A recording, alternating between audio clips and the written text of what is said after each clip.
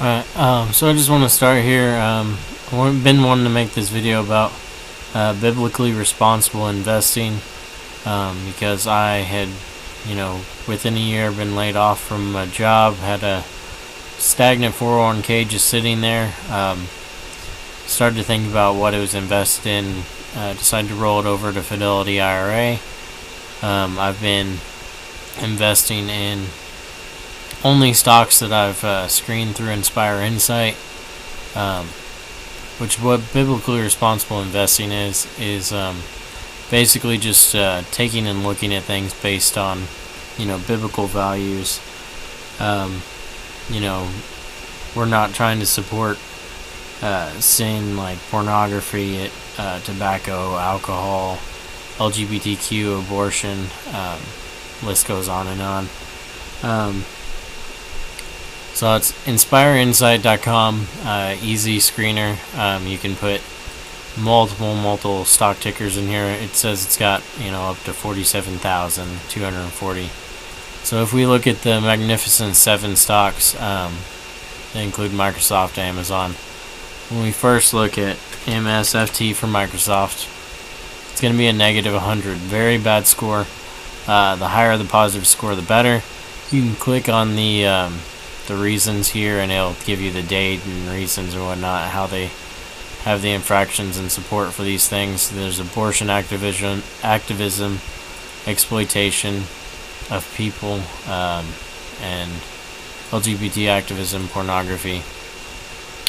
Okay, and so then we look at Amazon, AMZN, also negative 100, same reasons. Then we look at Goog for Google, negative 100. Same with the Google. And then we can look at Meta, which is Facebook. And surprisingly, there is a different Meta that's 39, but then there's Meta here that is negative 100. And we look at Nvidia and Apple.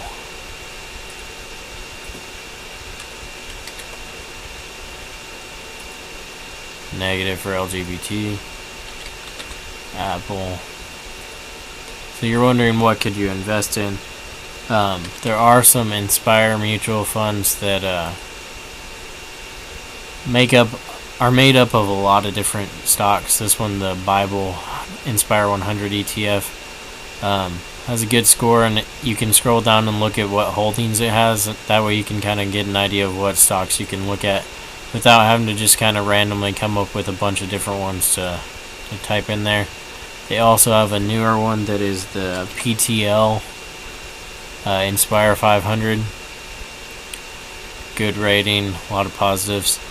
And it has 500 companies in here that you can look to see what companies they have for their top 500 from the S&P 500. There's a lot of different stocks to choose from there, obviously. There are other supposedly Christian funds that most of them are like Catholic based, and you'll end up putting in the fund ticker symbol and it'll just be really negative. I can't think of what they are right now. Let me put in Christian mutual funds and we'll get a couple as examples.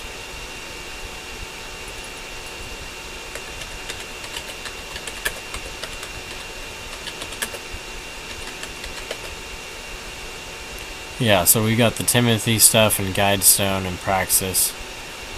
So if we put in